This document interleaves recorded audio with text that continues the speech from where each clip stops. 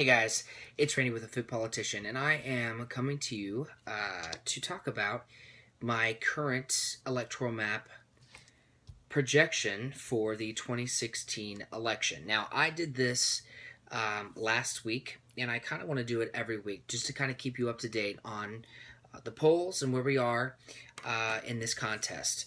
So, right now, let's start with just general election polls, and I want to start with Trump versus Clinton.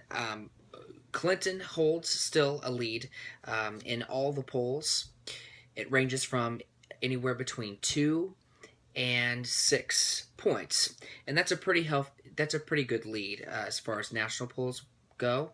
But national polls right now really don't mean a lot. It really is what the states mean. But if we talk about national polls with all four candidates, including Jill Stein and Gary Johnson, Clinton still holds a lead over Donald Trump.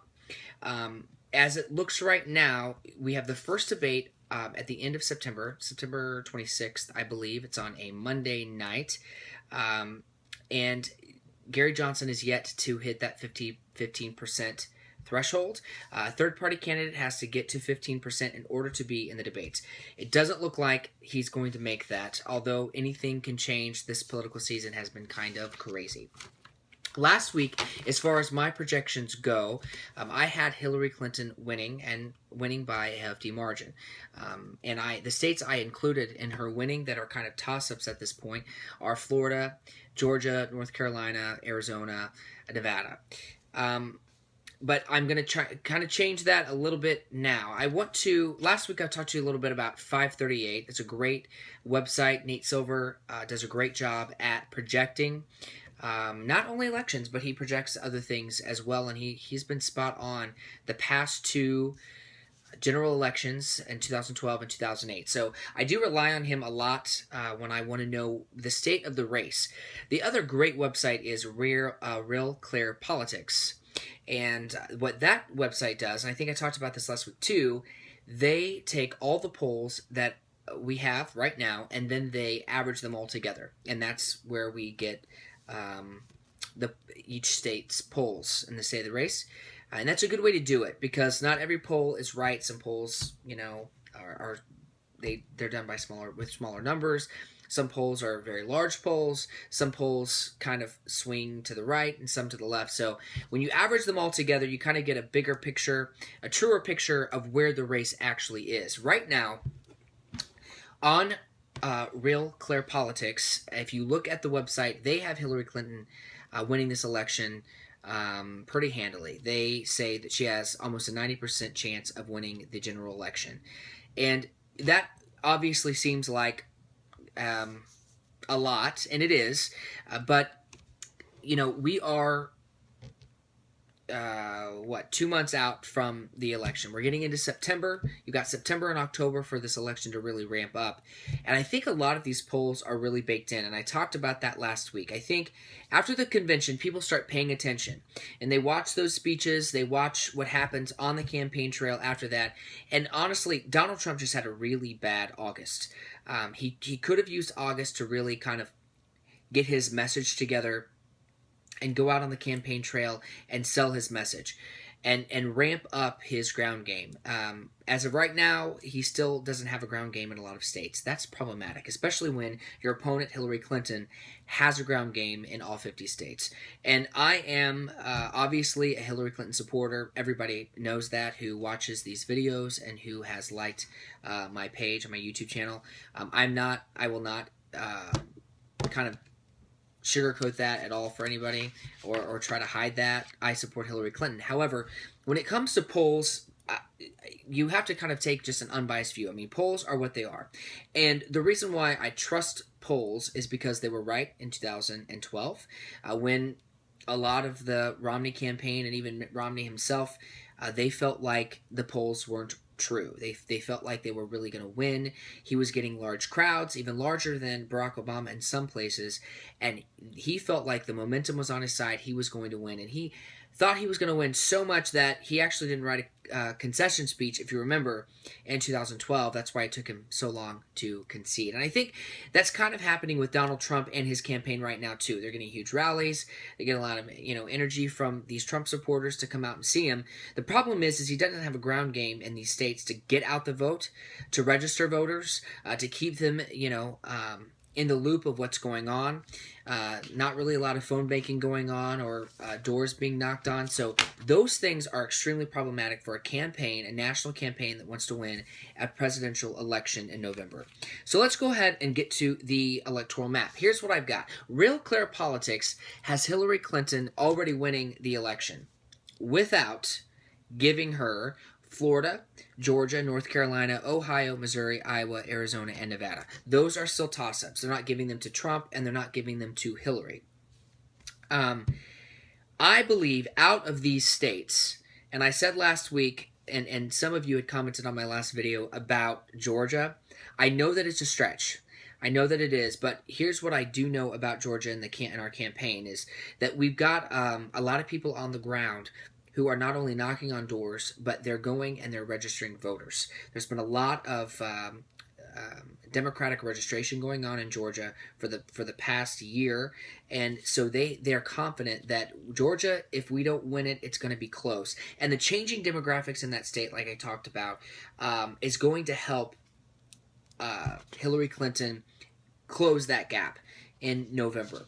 So, but regardless of that, Real Clear Politics, as far as their polls, all individual state polls go, they have Hillary Clinton already winning with 272 electoral votes. So Donald Trump can win Nevada, he can win Arizona, he can win Missouri, Iowa, Florida, Georgia, North Carolina, and Ohio, and he still loses.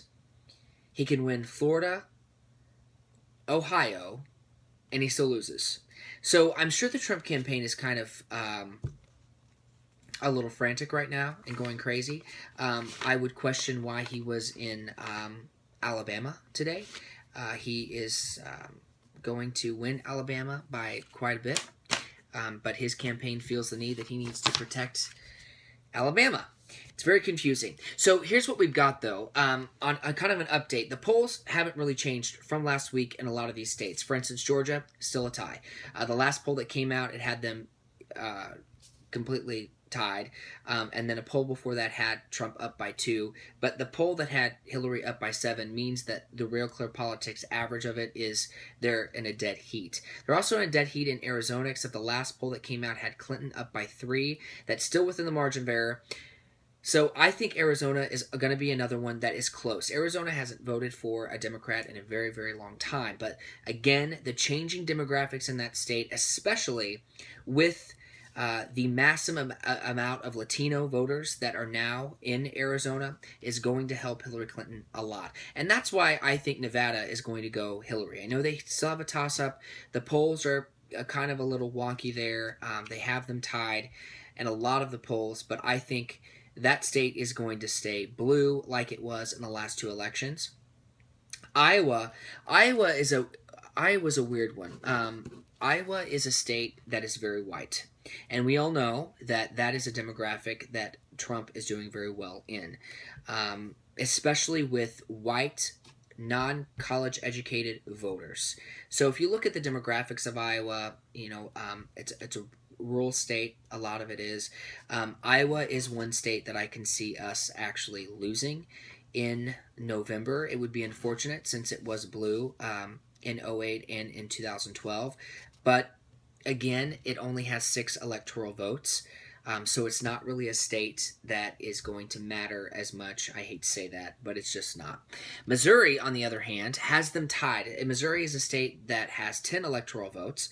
There are a few polls that have come out that have Hillary ahead, not by much, but the fact that Missouri hasn't voted for a Democrat since Bill Clinton, and that was 2 presidents ago, so we're talking about 20 years ago or more.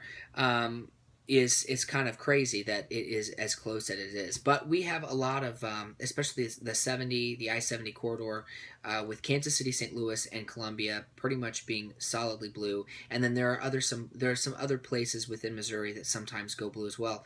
So I think Missouri is a state that's definitely in play. And I had told the Clinton campaign, and I'm making a case that they come here, not just because I live here and I want to see her here. I want to see a tough fight in this state, but I really think it's one that if they put money here, a really great ground game here, which we actually do have a pretty good ground game. We had one in the primary against Senator Sanders, and we won Missouri, not by much, but we won. I think we can utilize that ground game here in Missouri and actually turn that state blue. That would be an amazing achievement. And honestly, we would trade Iowa for Missouri since we have 4 more electoral votes. Ohio. Ohio is a state that's also very interesting. Ohio is very, very white. Ohio has a lot of non-college educated white voters, and they have a lot of factory what we call factory workers that have, been displaced or lost their jobs with, the economic crisis that happened in 2008. So Trump's message of anti-trade, anti-NAFTA, anti-TPP, that is resonating in Ohio. Regardless of whether the Clinton campaign wants to admit it or not, it's resonating there, and I think that they need to stay in Ohio and stay vigilant with that state. That state is going to be one that we have to fight for very hard. Now, North Carolina. Real Clear Politics has this state as a toss-up. I don't see this as a toss-up. There are polls that have come out that have Hillary up by double digits in North Carolina, some 9, some 8. There have been polls that have come up that have Trump ahead, but not by much. I think this is a state that is going to go Clinton. The Real Clear Politics average, if you look at the website, as of right now, has Hillary Clinton up with all the average of polls by 2 points, which, of course, that obviously would be in the margin of error if it were in a single poll, but this is an average of all the polls. And there are polls up that have her up by 9, some that have her up by 2, some by 1.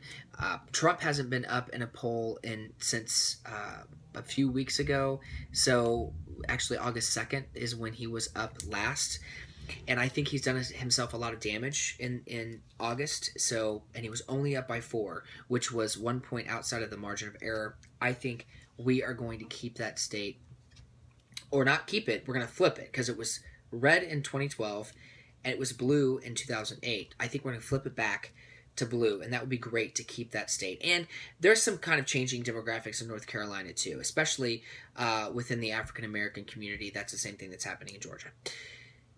So here are some outliers, though, that I want to talk about real quick. I kind of want to make this video short, but I guess it's going to be long. But I'm long-winded, so that's why you watch me, I guess. So South Carolina, this is an odd state. There was and Rachel Maddow actually broke this news yesterday. There was a poll that came out yesterday in South Carolina, and this is the most interesting thing.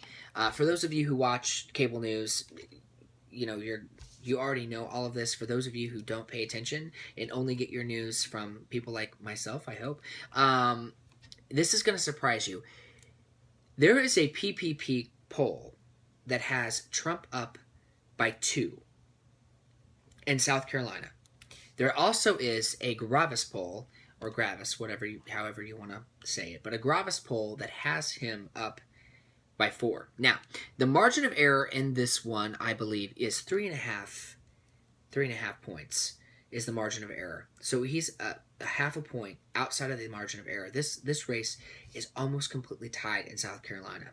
Now, I am not going to project that we're going to win South Carolina, but what I will project is that is a state that Donald Trump is going to have to defend, and here's why. That state has a very large African-American voting base, and I think that in this election, even more than 2012 and 2008, they're going to be even more motivated to vote this time around. And I think a lot of that has to do with, one, a lot of the show your ID laws at the polls. We know what those are about. We know that those are to try to keep people from voting, suppress the vote. But I think also it is because Trump is just such an offensive figure to them.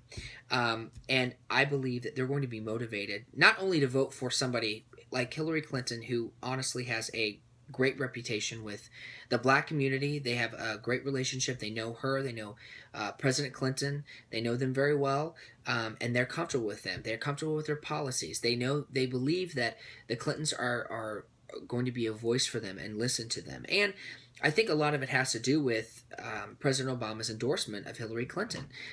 They trust the president, as they should, and as the majority of Democrats trust the president. And when he is going out and endorsing a candidate, people are listening. And I think that's why the Democratic Party has kind of come around to Hillary, even after that really long primary.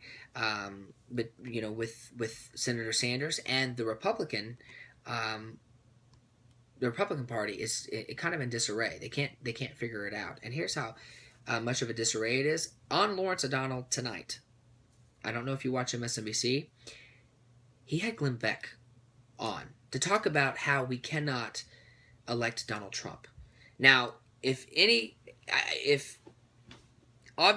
Trump can bring together the most liberal, crazy person on MSNBC and the most crazy, conservative, right-wing, even probably you can't even call him conservative person that was on Fox News and has his own talk radio show. If Trump can bring those two together, you know that this election is weird. So a few more things though before we go about the electoral map in my projection. Obviously, I'm projecting Hillary Clinton winning this election.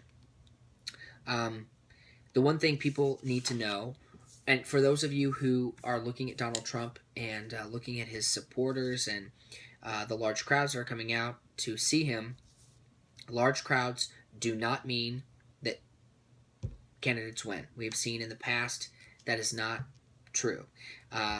Just look at the Democratic primary. Senator Sanders is getting huge crowds. He did not win that primary. And all the polls in both the Democratic primary, save a few, save like Michigan, but the majority of them, probably 99% of the polls in each state were right. The ones that said Bernie was going to win, he won. The ones that said Hillary was going to win, she won. Same thing goes for the Republican primary. And so that's why I trust the polls. These pollsters have been doing this a long, long time. And I think we need to really pay attention. So for those of you who are worried about, seeing these crowds and all that in Trump, polls are right the majority of the time. So don't get worried. Don't get dismayed. Also know that Hillary Clinton and her campaign are a very well-oiled machine, regardless of how you want to feel about them handling, the email thing and the Clinton Global Initiative thing and all of that. It's a well-oiled machine, and this campaign has done everything right as far as getting out the vote. They know how to do it. They're smart. They're using amazing data that the Trump campaign is not using. They have campaign offices in all 50 states, multiple campaign offices in most states where Trump isn't even in that state. So I think the Hillary Clinton campaign is preparing to win a lot of states that we don't normally see Democrats win. So that's what I'm excited about. That's kind of where we're at with the electoral map. I would like to know what you think about your projections. And if you want to play around with the electoral map, all you got to do, you can go to Real Clear Politics, or you can just type in electoral map into Google, and it will pull up an interactive map where you can kind of play with it and see if Trump wins the state, Hillary wins the state, where we're going. Before I go, I also want you to pay attention to two other states. Pay attention to Utah and pay attention to Texas. Now, I am not saying that we're going to win either one of those states. However, the polls in both of those states are close. There are some more recent Utah polls that aren't so much close, 10 points or whatever for Trump. But he should be winning that state by 20. So 10 points is close. Texas is very close, and here's why I say that. If you look at the Real Clear Politics average, the Real Clear Politics average has Trump winning Texas by 8. He should be winning this state by 15, 16, even 20 points. I'd have to look at what Romney won this state by, but I'm almost positive it was by double digits. There are polls out that have Trump up 2, Trump up 8, Trump up 6, Trump up 11. And Trump is up 11 in a local poll, but national polls, very well-respected polls like PPP.